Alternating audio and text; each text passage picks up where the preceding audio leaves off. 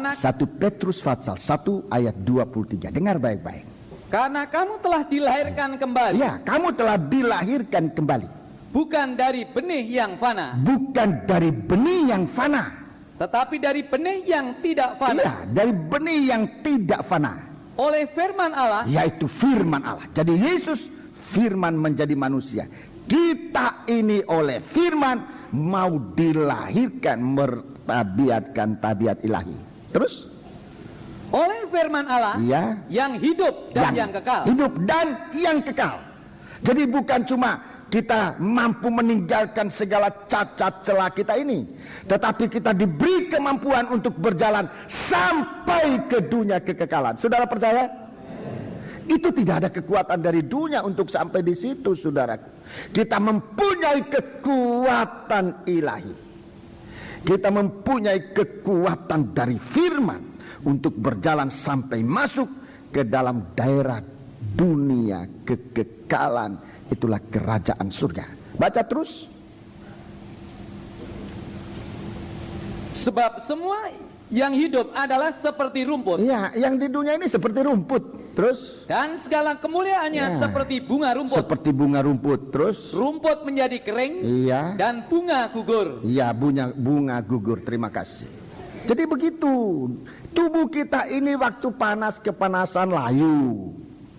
Ada angin bertiup, masuk angin. Cewek-cewek anginnya bablas. Ya, tidak begitu, saudara-saudaraku. Itulah tubuh, bukan sekedar cewek bablas anginnya. Itu tidak mampu, saudara-saudaraku. Harus firman. Harus firman. Selama kita menolak firman, angin masih tetap masuk dalam tubuh itu. Masuk angin terus, gosok terus. Tidak kampanye sudah, tapi ya, firman Allah yang harus kita terima. Firman Allah yang harus kita terima, saudara-saudaraku. Itu yang benar. Coba baca sekarang ayat pasal 1 ayat 3. Coba ini kalau kita sudah dilahirkan dari firman, coba baca. Itu yang kita terima. Tubuh yang baru. Terpujilah Allah dan Bapa Tuhan kita Yesus Kristus. Iya, terpujilah Allah dan Bapa Tuhan kita Yesus Kristus, yang karena rahmatnya yang besar, iya, terus telah melahirkan kita kembali. Telah melahirkan kita kembali. Jadi ini kemurahan Tuhan. Saudara-saudaraku, kalau saudara merasa digerakkan atau mencari pengertian tentang baptisan, itu kemurahan Tuhan. Itu tidak datang dari pikiran daging. Itu ada roh Allah. Itu kuasa disebutkan dari Bapa kita memberikan kita suatu kemampuan untuk melahirkan kita kembali. Oleh kebangkitan Yesus Kristus. Oleh kuasa kebangkitan ini Paskah. Oleh kuasa kebangkitan Yesus dari antara orang mati. Ini kuasa dalam Paskah. Kalau kita saudara-saudaraku menggunakan Paskah, menggunakan korban Kristus dengan sungguh-sungguh, satu fakta, kita didorong untuk masuk dalam kelahiran baru. Itu fakta. Kalau kita benar-benar menggunakan darah Kristus, menggunakan korban Kristus, ada dorongan untuk meninggalkan hidup lama, dilahirkan, memiliki hidup yang baru. Jadi kalau kita katakan heran-heran Paskah itu, tetapi hidup kita lama, melulu hidup lama. Dulu mencuri, sekarang merampok. Itu bukan menggunakan Paskah itu, saudara-saudaraku. Menggunakan Paskah ada dorongan, ada kemampuan dari Allah di dalam kuasa kebangkitan itu melahirkan kita. Terus kepada suatu hidup yang penuh pengharapan. Ini hidup yang penuh pengharapan itu nomor satu. Hidup yang penuh pengharapan. Waktu kita hidup di dalam daging ini tanpa pengharapan, dalam Efesus 2, tanpa Tuhan, tanpa janji, tanpa Tuhan, sebagai bangsa kafir itu. Tetapi setelah kita dilahirkan kembali, kita mempunyai pengharapan. hidup yang penuh pengharapan. Sebab itu saudara-saudaraku, kalau kita ini pulang dari Paskah sudah menghadapi percobaan sedikit, rekan-rekan hamba Tuhan, kita ini banyak percobaan, tapi banyak kali kita tidak menunjukkan pengharapan. Saudara sebagai gembala, saudara-saudaraku, saya tunjukkan pelayanan cara jasmani dulu, membangun gereja. Kalau saudara sebagai hamba Tuhan sudah pusing duluan, jangan bangun gereja. Jangan bangun gereja, lebih baik berhenti. Mematikan iman anak-anak Tuhan. Tunjukkan saudara punya pengharapan lebih dari iman. Kalau saudara sendiri sudah ribut, saudara-saudara ini bangunan berhenti, mari saudara ini sampai malah membuat cara-cara yang tidak rohani untuk membangun gereja. Saudara perhatikan, saudara tidak membangun gereja, saudara menghancurkan iman. Tunjukkan.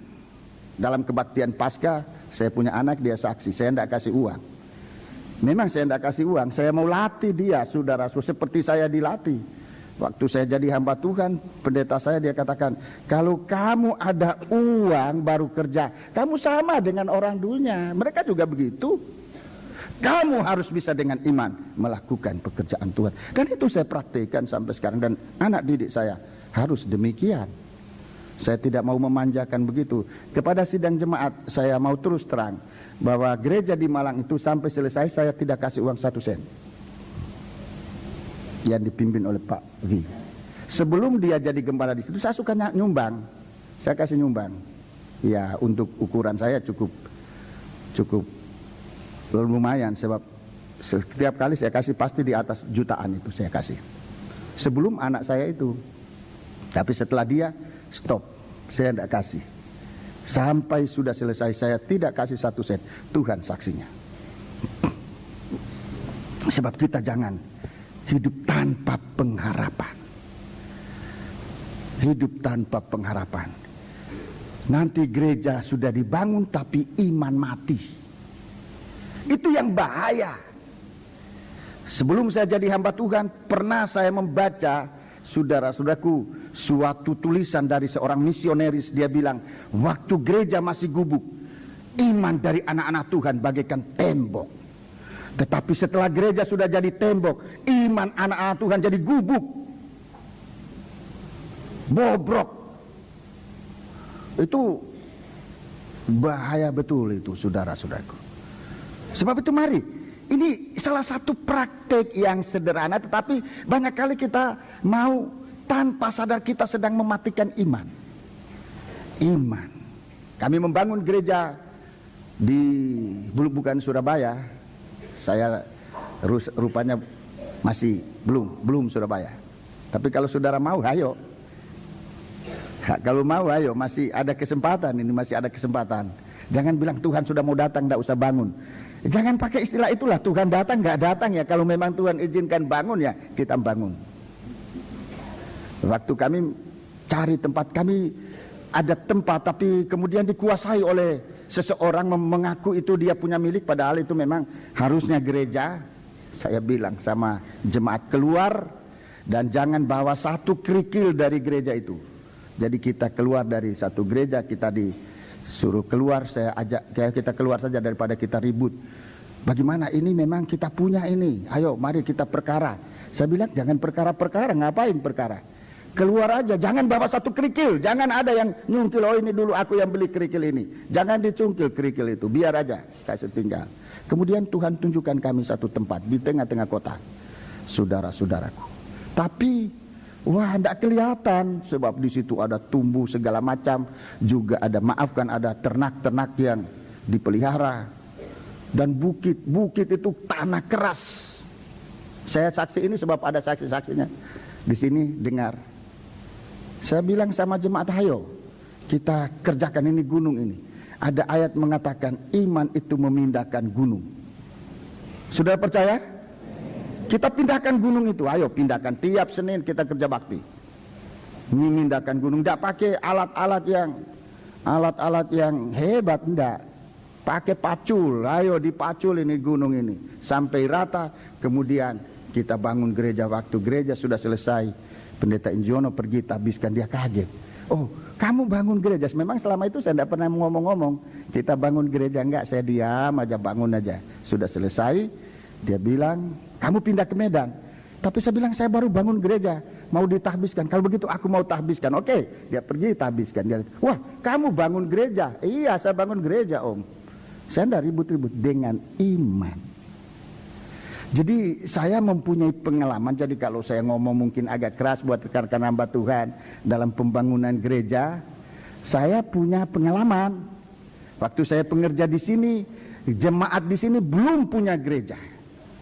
Belum punya gereja. Kami nyewa di Tunjungan waktu itu, nyewa. Tapi tiap kali Bapak Pendeta ini, dia kasih sumbangan sama orang. Kita sendiri tidak punya gereja. Bikin kebangunan rohani biayanya sekian. Tapi kepada kami hamba-hamba Tuhan, kalau ada teman-teman di sini yang jadi pengerja waktu itu, kalau saudara mau dengar betul, dia selalu bilang, jangan bangunan jasmani nomor 1, rohani dulu dibangun. Kita membuat KKR, membuat kebangunan rohani, membuat kebangunan rohani biayanya sekian. Ada mengatakan, oh kalau dipakai untuk bangun gereja lebih, dan dia tunjukkan, coba sekian ribu itu rumah Allah yang tidak akan roboh, yang dibangun dengan firman Allah. Dan itu ajaran-ajaran semacam itu saya praktekkan. Kita mau dibangun oleh Tuhan, dilahirkan baru, tidak dari tanah liat yang hanya bisa melihat dengan mata, hanya bisa mendengar dengan telinga, tapi hatinya sudah mati, tidak bisa melihat, tidak bisa mendengar. Dia menjadi bagaikan patung aja yang seringkali suka disembah, tapi gereja sudah mati. Buat apa, katanya gembalaku waktu itu. Jadi saya praktikkan itu, saudara. Sebab kita mau dilahirkan dari kematian dan kebangkitan Yesus. Kita dilahirkan untuk satu kehidupan yang penuh pengharapan. Baca terus, dengarkan, ini kehidupan. Kehidupan dari firman Allah, hidup penuh pengharapan. Kita memberitakan firman, tapi kita tidak punya pengharapan, itu bagaimana? Kita ngajak sidang jemaat untuk putus asa. Saya banyak kali juga saudara-saudaraku menerima laporan, oh kita harus begini. Pikiran mampu memikirkan, saya selalu kata, kita sembahyang aja. Kalau kamu melakukan, lakukan dengan iman, dengan doa. Mereka lakukan jadi, yang tidak mau lakukan tidak jadi. Itu doa, itu iman, penuh pengharapan. Terus untuk menerima suatu bagian yang tidak dapat binasa. Kita dilahirkan untuk menerima suatu bagian yang tidak binasa, kehidupan Yesus. Bagian yang tidak binasa itu adalah kehidupan Yesus dikasih sama kita. Kehidupan Yesus, Ia memberi kehidupannya kepada kita. Bagian yang tidak akan binasa itu menjadi bagian hidup kita, menjadi bagian hidup kita. Saudara percayakah ini? Haleluya. Saudara percaya? Amin. Tuhan kasih ini bagian hidup yang tidak akan binasa. Terus, yang tidak dapat cemar. Tidak dapat cemar. Tidak dapat cemar. Seperti tubuhnya dipegang oleh orang yang berdosa, dipegang oleh yang berpenyakit, penyakit yang mengerikan. Tetapi dia punya tubuh tidak bisa cemar. Sebab dia punya tubuh dari kuasa kebangkitan di dalam firman Allah. Haleluya. Terus, dan yang tidak dapat layu. Tidak dapat layu, lain dengan rumput tadi, layu. Kena angin, kena panas layu, ditiup angin gugur. Hidup yang, tubuh yang tidak gampang layu. Terus, yang tersimpan di surga bagi kamu. Tersimpan di surga, artinya kita hidup di dunia ini, tapi kehidupan kita dalam sistem orhan tubuh surgawi. Kehidupan kita demikian. Itu sebabnya waktu Tuhan suruh murid-murid itu, Tuhan suruh murid-murid mengabarkan Injil dengan sistem orhan tubuh sorga, bukan orhan tubuh dunia. Orhan tubuh surga. Taruh tanda dalam 1 Petrus 3 ini. Saya tunjukkan dulu satu tubuh dalam sistem kerajaan surga. Injil Markus pasal 16. Injil Markus pasal 16. Injil Markus pasal. Ini yang pasal terakhir, saudara, dari Injil Markus. Injil Markus pasal yang ke-6. Ini sistem tubuh kerajaan surga. Ayat yang ke-7, ayat 16, ayat 15. Lalu ia berkata kepada mereka, pergilah ke seluruh dunia, beritakanlah Injil kepada segala makhluk. Ya, beritakan Injil segala makhluk. Siapa yang percaya dan dibaptis akan diselamatkan. Ya, ini pengertian dibaptis, ini baptisan kelahiran baru. Akan selamat itu artinya akan menerima tubuh yang tidak akan dihukum. Perkataan selamat ini artinya tidak dihukum. Kalau kita tinggal dalam tubuh lama ini akan dihukum, tidak selamat. Tapi kalau kita masuk dalam proses kelahiran kembali, kita memiliki tubuh yang tidak akan dihukum, itu namanya selamat. Itu namanya selamat. Satu sistem tubuh yang tidak akan binasa. Itu sistem orhan tubuh kerajaan surga. Baca terus. Tetapi siapa yang tidak percaya akan dihukum. Itu artinya tinggal dalam kehidupan yang bagaikan rumput tadi. Kalau kena panas, itu hukumnya. Hukumnya alam ini. Bunga kalau kena panas layu, itu hukumnya dunia. Kalau sudah layu ditiup angin akan gugur, itu hukumnya dunia. Itu rumusnya. Tetapi perkataan hukum di sini bukan sekedar pengertian rumus, tetapi memang hukuman. Terus tanda-tanda ini akan menyertai orang-orang yang percaya. Perhatikan. Mereka akan mengusir setan-setan demi nama. Iya, ini bukan sistem kehidupan orhan tubuh duniawi. Ada orang mengusir setan dalam Kisah Rasul itu dengan orhan tubuh duniawi. Wah, setan ketawa, Tuhan Yesus aku kenal, Paulus aku kenal, tapi kamu ini siapa? Disergaplah dia sama setan. Sebab dia tidak mempunyai orhan tubuh surgawi.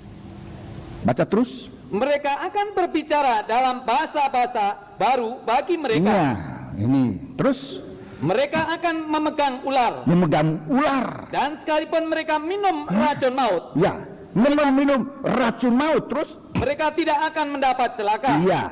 Mereka akan meletakkan tangannya atas orang sakit dan orang itu akan sembuh. Ini jelas, saudaraku, bukan tubuh, bukan orhan tubuh duniawi, tubuh daging ini yang dimiliki orang ini, bukan. Tetapi mereka dikasih orhan tubuh. Orhan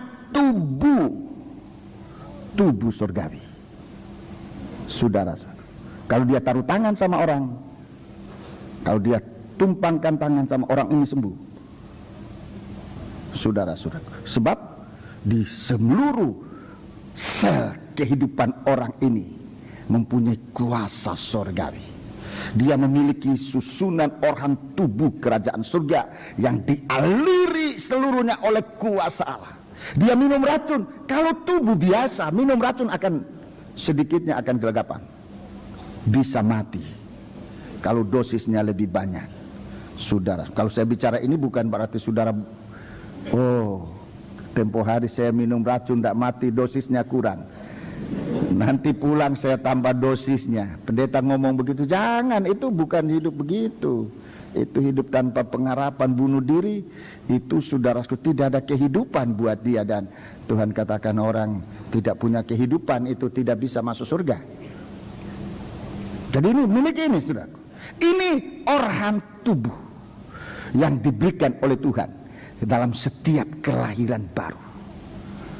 Sebab kita sedang menyediakan diri. Itu tadi saya katakan, sedang menyediakan diri. Kalau kita datang kepada Tuhan, bukan tubuh jasmani ini yang kita akan hadapkan kepada Tuhan, tak dipakai nanti. Tubuh ini harus sudah diubahkan. Harus, Tidak ada tawar-menawar, harus sudah diubahkan. Kalau kita masih pegang tubuh yang jasmani ini, tidak mau diubahkan, ada kesempatan baptisan air, tidak mau. Ada kesempatan dengar firman, tidak mau. Ada kesempatan kepenuhan Roh Kudus, tidak mau. Malah mencurigai. Saudara-saudaraku, ini namanya tidak mempersiapkan diri.